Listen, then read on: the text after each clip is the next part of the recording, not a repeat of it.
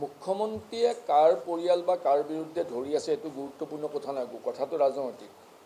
যে মই আকৌ কৈছোঁ আগতে যে যুৱ প্ৰজন্মৰ উত্থানটো বিজেপি দলে বা চৰকাৰখনে কোনো কাৰণতে সহিব পৰা নাই। যে যুৱ প্ৰজন্মৰ যাত্ৰাটোক বাধা দিবৰ বাবে এই ধৰণৰ বিভিন্ন ষড়যন্ত্ৰ ৰচনা কৰা হৈছে। এটা সম্ভ্ৰান্ত পৰিয়াল গুৱাহাটীৰ, কিন্তু পৰিয়ালটোলৈ যাবই নাপায় নহয়, পৰিয়ালৰ কি সম্পৰ্ক আছে? প্ৰাৰ্থীগৰাকীয়ে প্ৰতিদ্বন্দ্বিতা কৰিছে, পৰিয়ালটো সম্ভ্ৰান্ত পৰিয়াল, চবেই জানে, অসমত গুৱাহাটীত চবেই জানে। গতিকে সেইটোতো কোনো বিতৰ্কৰ প্ৰশ্নই নাই। এইবোৰ যি কৈছে কোনো মানুহৰতো বিশ্বাসযোগ্য কথা নহয়।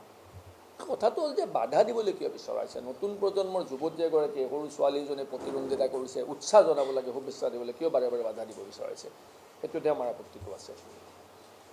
এনিৱে থেংক ইউ ছ' মাছ। এটা কথা খালি কৈ থওঁ যে চৰকাৰ বিৰোধী পক্ষৰ হ'ব, সকলোৱে নিশ্চিন্ত হৈ থাকক। 35ৰ পৰা 40খন আসনতকৈ অধিক বিজেপি দলে পোৱাৰ কোনো সম্ভাৱনা নাই, কোনো ধৰণৰ সম্ভাৱনাই নাই। আৰু 68ৰ পৰা 76খন আসন বিৰোধী পক্ষই পাব, চৰকাৰ গঠন কৰিব। সেইটো মই দায়িত্ব কৰি ঘোষণা কৰিলোঁ।